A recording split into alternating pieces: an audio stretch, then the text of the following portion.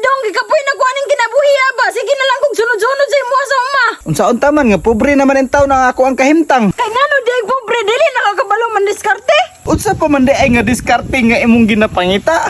Nagkatuwad baliskad na manggani ko diri sa uma og paningkamot para lang naatay makaon tapos ingon ana lang imong ibalos nga istorya sa kuha. Alangan bi nga bisag pangload lang gani ani akong cellphone dili ka ka-afford. Kana nga tong ilod ana cellphone nimo, ato na lang na ipalit og sudan na usik-usik raman ang taong kag kwarta oy. Ug mga apply na lang dai kag trabaho dito sa syudad di ay. Sige na lang tagpuyo aning bukid diri ang wa may kwarta diri.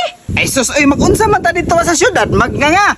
Wa tay kwarta. Unsa tong ipangita dito ang bayad sa boarding house. Mga apply ta kinahanglan pa og requirements. Kailangan na kay 5,000 budget ana para maka-apply kag trabaho dito Unya og wala kay nahuman nga iniskuluhan. Di pa yung ka madawat. Maong kani na lang yung bukid ang akong ginasaligan gid nga mabuhi ta aning kahimtangan ni kay pobre man ta. So lisod po kaayo nga magpa-asip nga naata no. Ibaligya dai nimo imong area diri para makakwarta ta. Sultihan di ka ang kwarta mawala na maagira na sa kamot. Pero ang yuta dili na mawala forever na digid na malangkat pero ang kwarta gyud ang atong hisgutan agira na sa to ang kamot lantawar gud ni ato ang panimalayro no.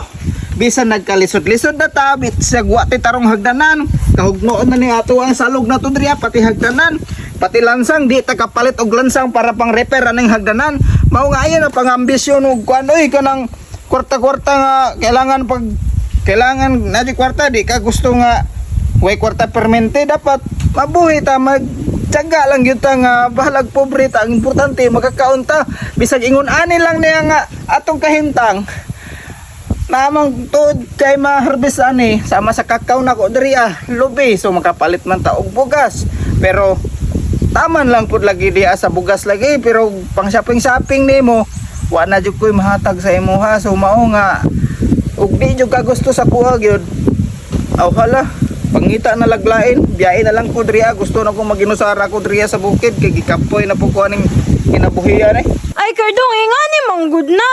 Lantawar gud na daghan man kay kag mga tanom no. Pag ibaligyan ni nimo, dako man nimo ang makwarta. So madato naman ka ana. Madato lagi tuod pero pagkahurot sa kwarta magunsa pa man deta aning nga ta Dili man na mahurot Kardong kay magnegosyo man ta. unyag malugi ang atong negosyo. Unsa pa man ang atong itapal na to, di ba? Wala na. May pagmananom na lang ko diri ag gulay diri sa bukid. Puslan pa. Ibaligyan na lang din na nimo imong motor kay para makalakaw na ko diri sa bukid oy kakapoy na lang diri ang puyo oy. Lulu, yun ang taon na dami-damay akong motor. Maoray taon akong gisaligan diri sa bukid maghakot og mga produkto nga magpagawas diri padulong nito sa highway. Ug gusto ka mo uli hala pagbaktas dito. Oy sige, mulakaw na ko kay para makahawas na ko aning kahimtangan May pagmangita ko gapam dito daghan pag kwarta, dagko pag yun og bunal. Aw hala lakaw na dito, mao man ay mong gipangita. Ala sibat na. Dili gid ko nimo pugnan.